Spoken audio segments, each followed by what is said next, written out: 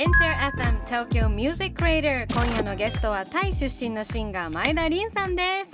よろしくお願いします。よろしくお願いします。サワディハサワディハはタイ語で、サワディハはタイ語で、おはようこんにちはこんばんは。ハローみたいな感じ。ハロー、そうです。サワディハサワディカか。女の子はカ、男の人はクラップ。へえ、変わるんですね。変わりますね。わー、サワディカ。サワディカ。じゃあ私たちはサワディカ。ありがとうございます。ありがとうございます。前田凛さんは昨年行われた東京国際ミュージックマーケットの3日目エイジアデイでパフォーマンスされていらっしゃいました、その日のこと覚えてますか？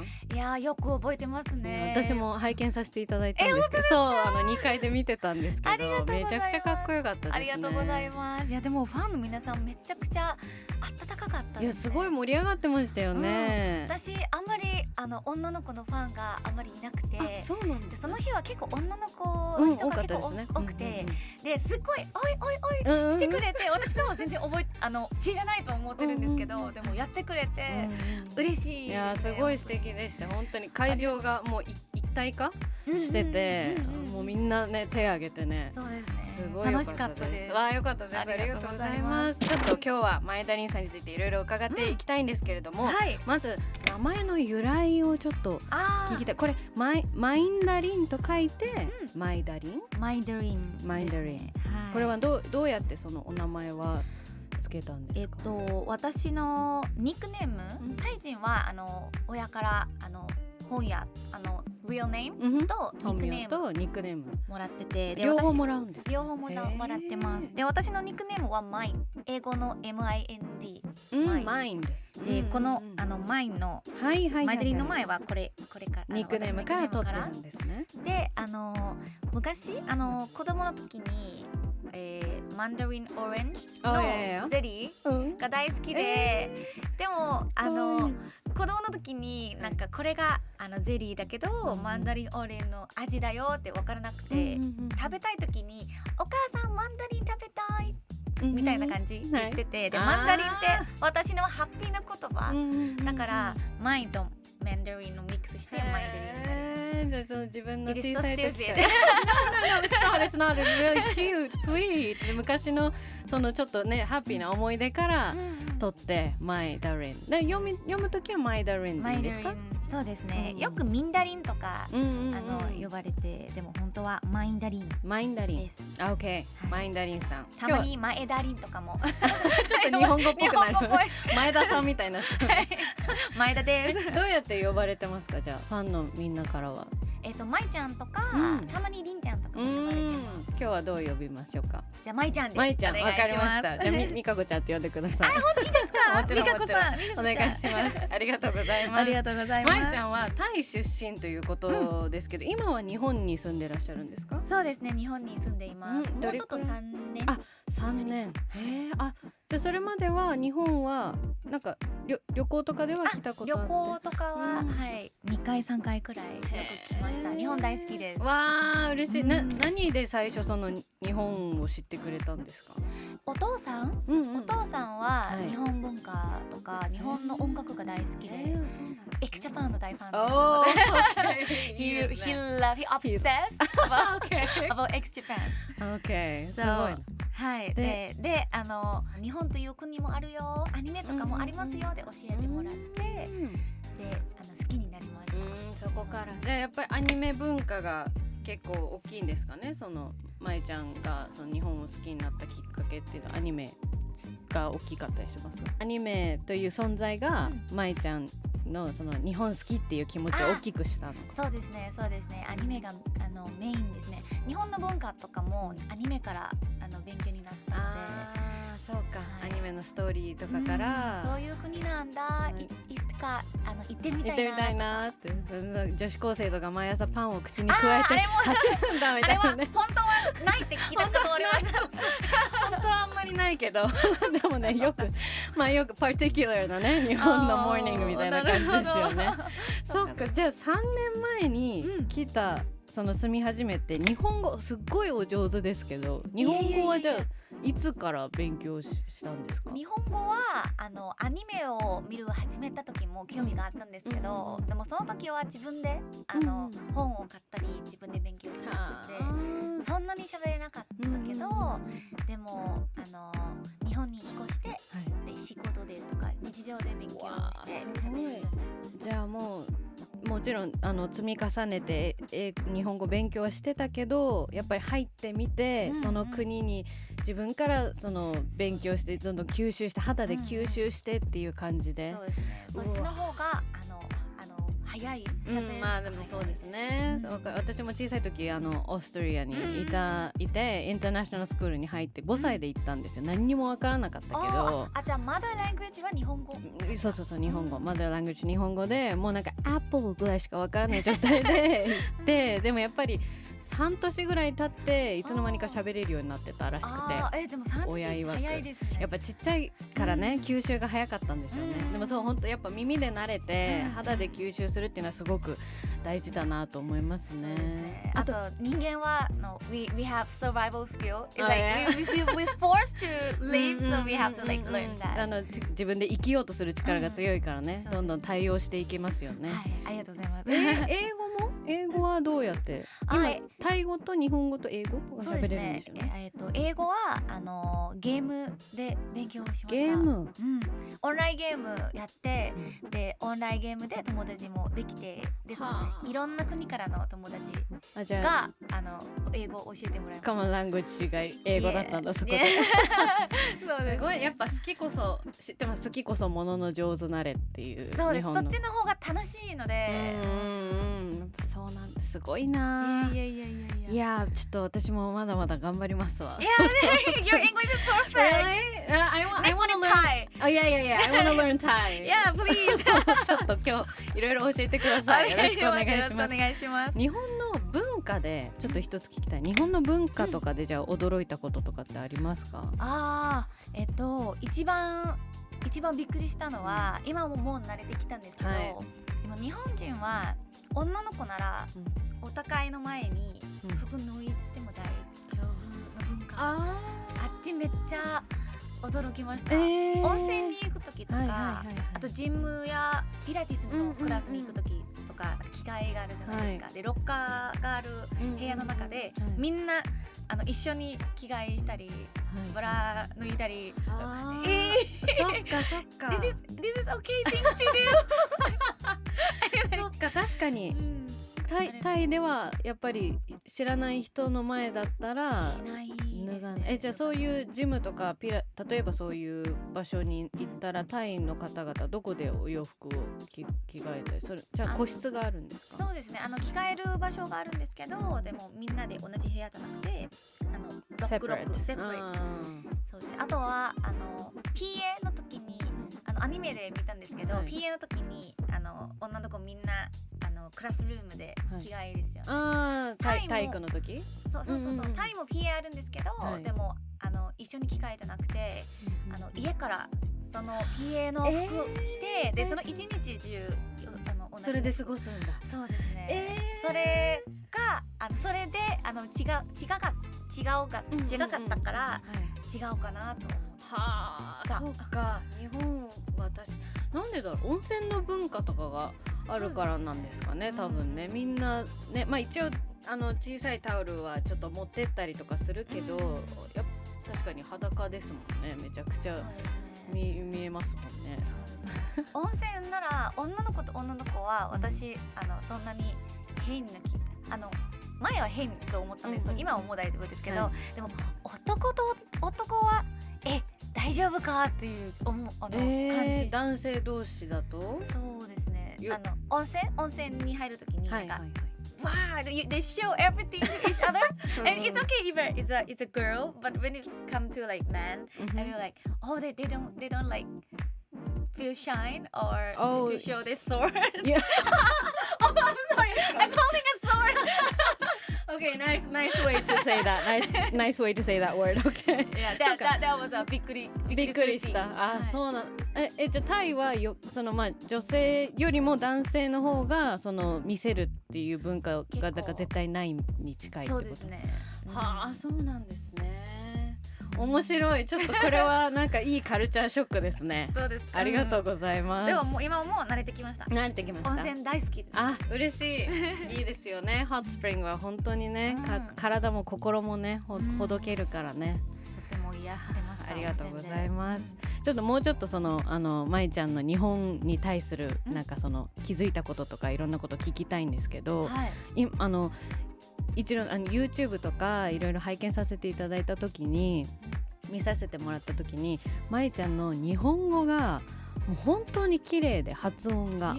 で3年ってもう私は今日聞いて今すごいびっくりしたんですけど、本当にやっぱり発音も綺麗だし歌い方もなんかその日本語ちゃんと分かっているから、そのなんていうのかな、そのニュアンスの付け方もちゃんとその日本人がつけるようなニュアンスの付け方だったりして本当にびっくりしたんですよ。ありがとうございます。で本当に綺麗だったので、なんかそのまいちゃん的に、それでもやっぱり苦労してたりとか、まあそのね It's not your mother tongue 母国語ではないわけだから、多分いろいろ気にしてるところとかあるかもしれないんですけど、まいちゃんがその歌うのが難しいって思う日本語とかってあったりするんですか？発音でもいいし単語でもいいし。日本語のずとずとあれの発音が結構難しいだと思います。今を言ってたのがどっちかも分からなくて、すごい綺麗でしたよ。本当ですか？どっちか分からなくてすとこのす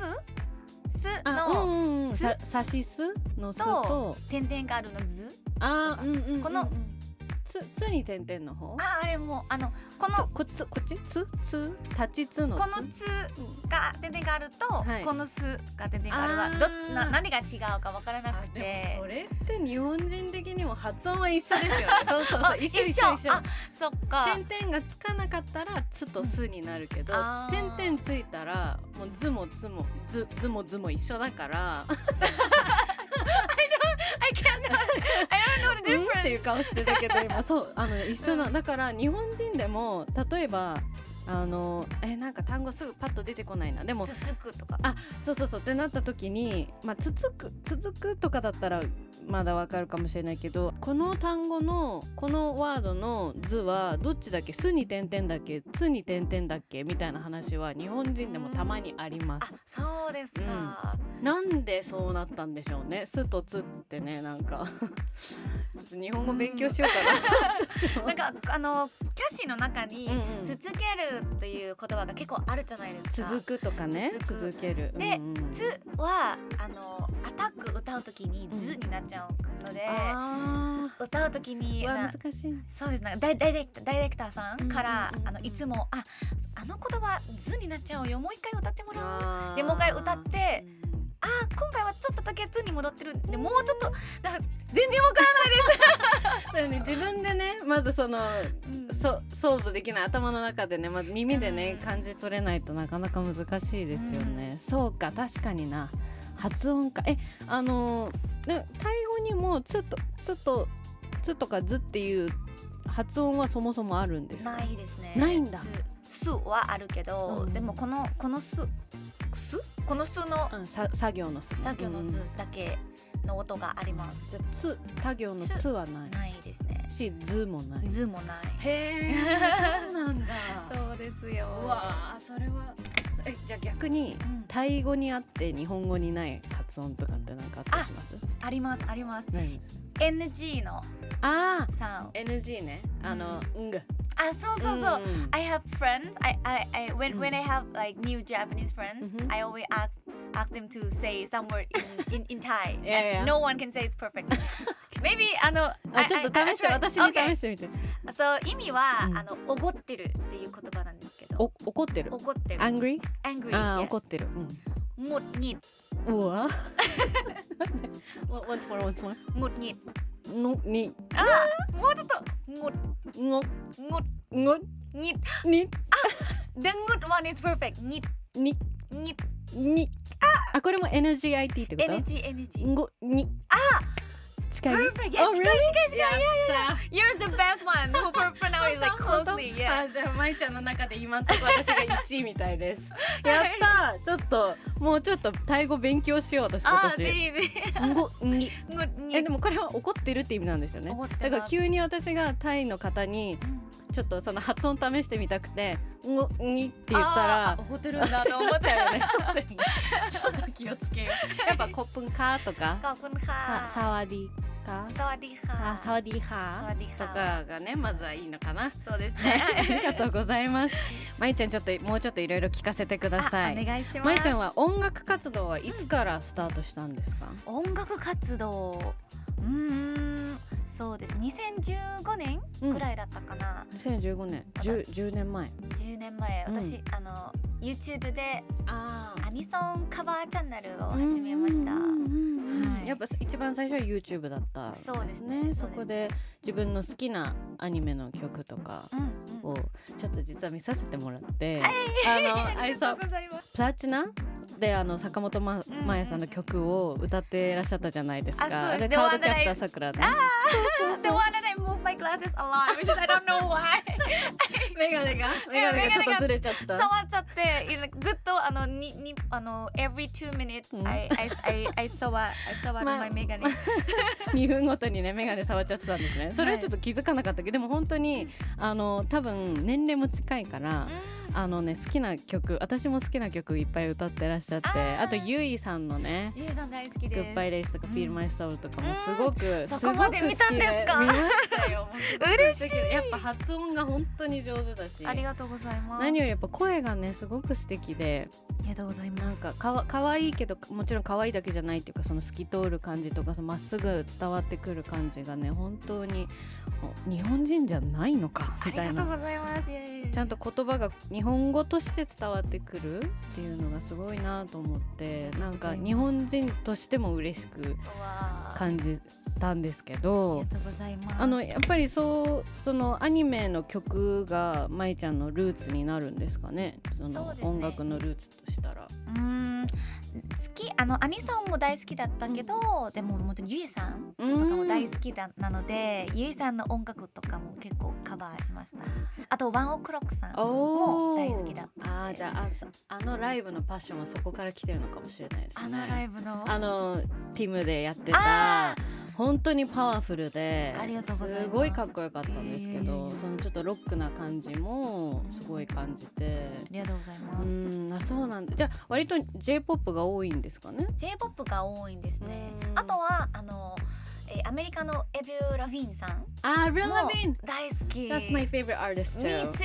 I love her. She's like internet. I mean, her face is never get old. Yeah, it's all the same ね。 It's vampire. always the same. そうか、ちょっと似てますね。嬉しいな。タイのポップス、ティーポップとかは聞いたりはしてましたか？昔は全然聞いてなかったです。でも逆に今は聞くようになります。なんかそうなんですね。like ホームシックみたいな感じで、はい、大人になったらもっと T-POP 聞くようになりました。そうなんですね。でもやっぱりじゃあ J-POP を聞いて小さい時はよく聞いてたと。そうですね。じゃあその日本のその J-POP とかは何で知ったんですか？そうですね。YouTube で見つけたり、あとはゆいさんなら太陽の歌っていう映画のね。そうですね。あって、でその映画を見て、この Goodbye Day っていう音楽がめちゃくちゃ素敵なんで、でそれからゆいさんのことを調べました。その映画はネットでCD タイでもなんかインポートされたんで、DVD がじゃああったんだ。 DVD そうですね。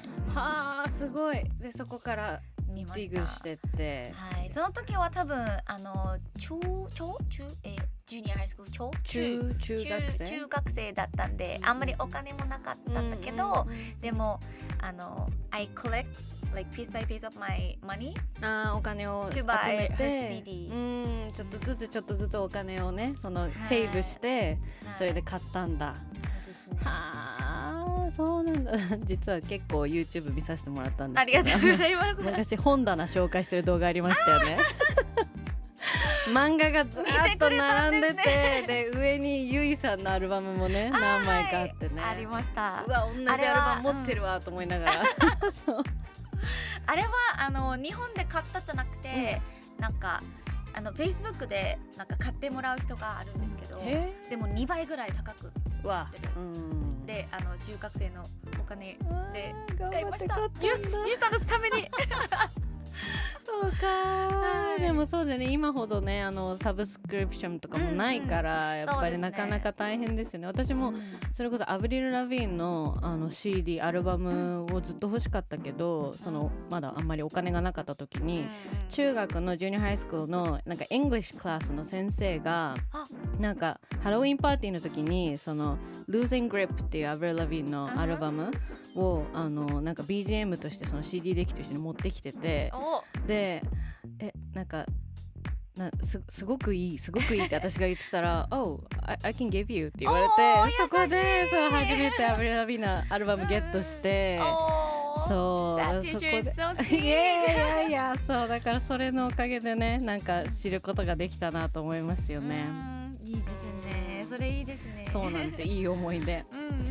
あとそうだ、もう一個聞きたいのは、日本とさっきもちょっとねその文化そのお風呂の話で文化の話はしましたけど、日本とタイの音楽文化の違いって何かあったりします？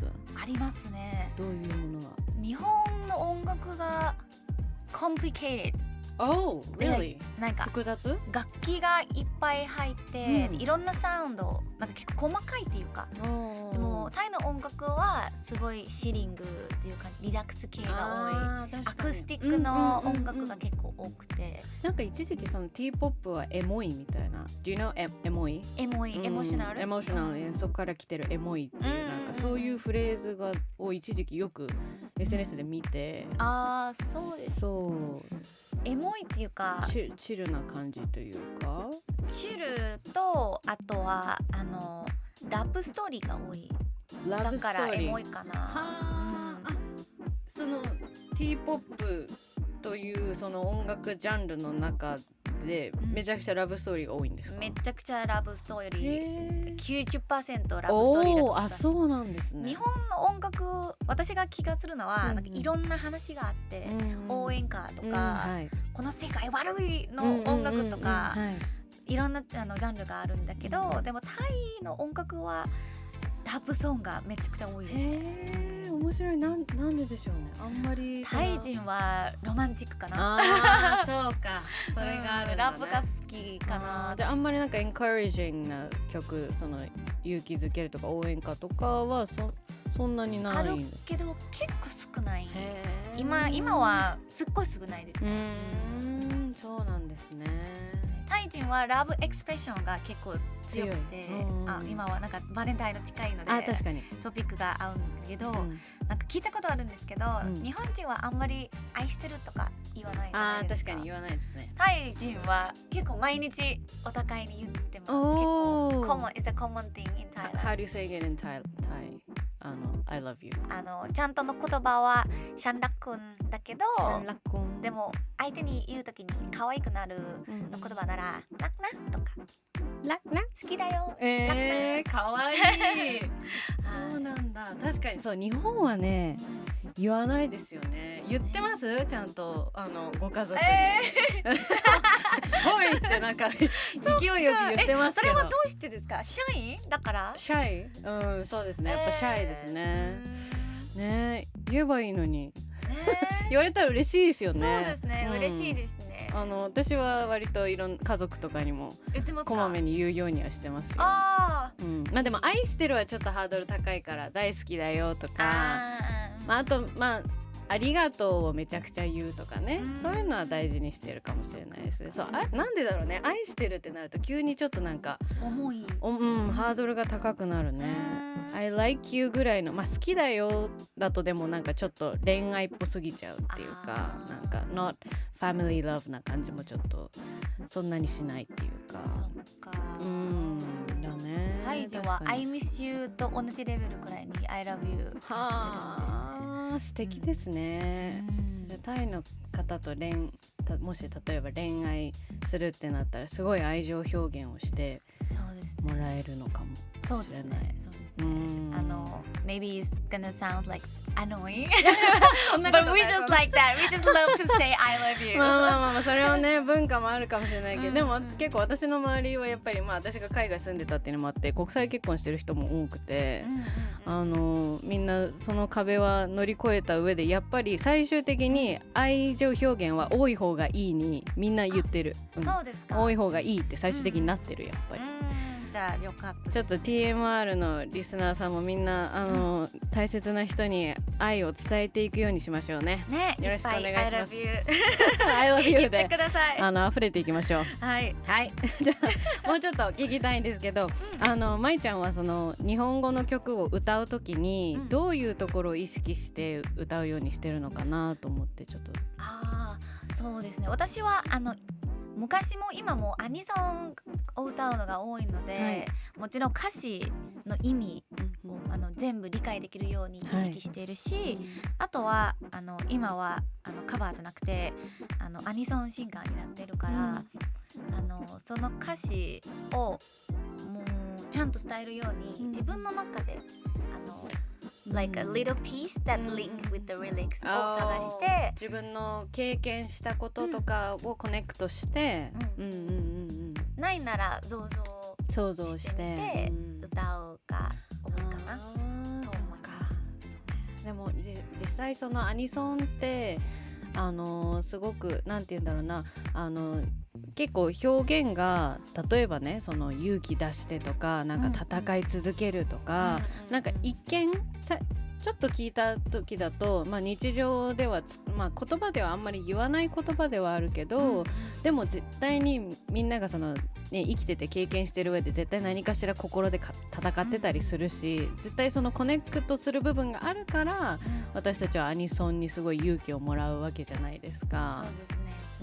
なんかやっぱそこってすごくそのシンパシーっていうかね、その共鳴するっていうのはすごく大事なことですよね。私もそれはアニソンの魅力だと思います。そう聞きたかったんです。まいちゃんにとってそのアニソンの魅力っていうのは何なんだろうなっていうのをそう聞いてみたかったんですけど、そこなんですかねやっぱり。なんかもちろん勇気をもらえる音楽だと思うし、あとはアニソンはアニメのストーリーとリンクしているじゃないですか、だからキャラクターの思い出やキャラクターのパッションとかもアニソンの中に入っていると思いますので、アニソンを聴くときに歌詞だけじゃなくてアニメのシーンを思い出せるのところが、すごいアニソンの魅力だなと思います。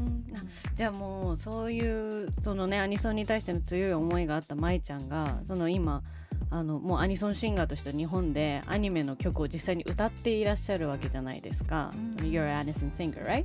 その自分の好きなアニメとのそのタイアップが決まった時とかもうすごく嬉しかったんじゃないですか？めちゃくちゃ I'm really happy. It's like it's my dream. It's my big dream. 夢だったからすごく嬉しかった。今結構いろんな曲をねもう歌われてますよね。そうですね。初めてアニソンシンガーになるよの瞬間は、発表するまでに全然信じられなかったです。信じられなかった。決めたんだけど、なるのは分かってた。だけど本当になる？で、like on the day that they announced about my song, that is a day that I started to believe that I'm becoming an Anison singer and I cry a lot. それで告知された日に改めて自分は本当にこの曲歌ってるんだ、このアニメの曲になったんだっていうので実感できたとことですね。そこでずっと自分はアニソンから力もらったから、これからアニソンとアニメの力になりたいなって思いました。素晴らしい、すごいです。でちょっと今日いろいろお話聞いてきたんですけれども、ちょっとお時間となってしまったので、早い続きはちょっとまた来週にいろいろお願いします。伺えたらと思います。